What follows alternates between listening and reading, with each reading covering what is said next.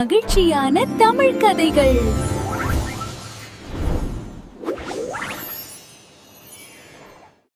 கதை தலைப்பு: புத்திசாலி குரங்கும் பேராசை முதலையும். ஒரு அழகான பச்சை காட்டில் ஒரு பெரிய ஆற்றின் கரையில் ஒரு மாமரம் இருந்தது. அந்த மரத்தில் ஒரு சின்ன குரங்கு மகிழ்ச்சியாக வாழ்ந்து வந்தது. அது தினமும் மரத்தில் இருக்கும் இனிப்பான பழங்களை சாப்பிட்டு விளையாடிக் கொண்டிருந்தது. ஒரு நாள் ஆற்றிலிருந்து ஒரு முதலை கரைக்கு வந்தது. அதை பார்த்த குரங்கு நட்பாக பேச ஆரம்பித்தது. நண்பா, நீ மிகவும் களைப்பாக இருக்கிறாய் போல.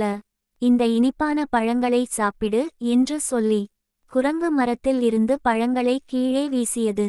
முதலை அந்த பழங்களை சாப்பிட்டு மிகவும் மகிழ்ந்தது.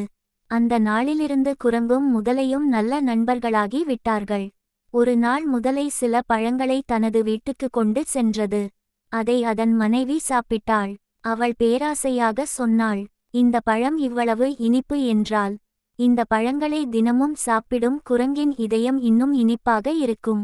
அதன் இதயத்தை கொண்டு வா. முதலை முதலில் தயங்கியது, ஏனெனில் குரங்கு அவன் நண்பன். ஆனால் மனைவி தொடர்ந்து வற்புறுத்தியதால் முதலை ஒரு திட்டம் போட்டது. அடுத்த நாள் முதலை குரங்கிடம் வந்து சொன்னது, என் மனைவி உன்னை வீட்டுக்கு விருந்துக்கு அழைத்திருக்கிறாள்.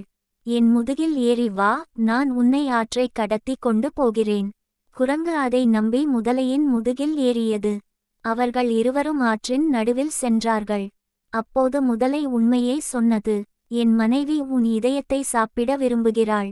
குரங்கு கொஞ்சம் பயந்தாலும் உடனே புத்திசாலித்தனமாக யோசித்தது. அது சிரித்து சொன்னது, அட, அதை முன்னாடியே சொல்லியிருக்கணும். என் இதயம் மரத்தில் தான் இருக்கிறது.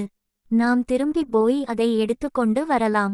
முதலை அதை நம்பி மீண்டும் கரைக்கு திரும்பியது. கரைக்கு வந்தவுடன் குரங்கு உடனே மரத்தில் ஏறிவிட்டது. பின்னர் சிரித்து சொன்னது, முட்டாள் முதலையே, யாராவது இதயத்தை மரத்தில் வைப்பார்களா? நண்பனை ஏமாற்ற நினைத்தாய். ஆனால் நான் புத்திசாலித்தனமாக தப்பித்தேன். முதலை தனது தவறை உணர்ந்து வெட்கப்பட்டு ஆற்றுக்குள் திரும்பியது. குரங்கு மீண்டும் பாதுகாப்பாக மரத்தில் வாழ்ந்து கொண்டிருந்தது.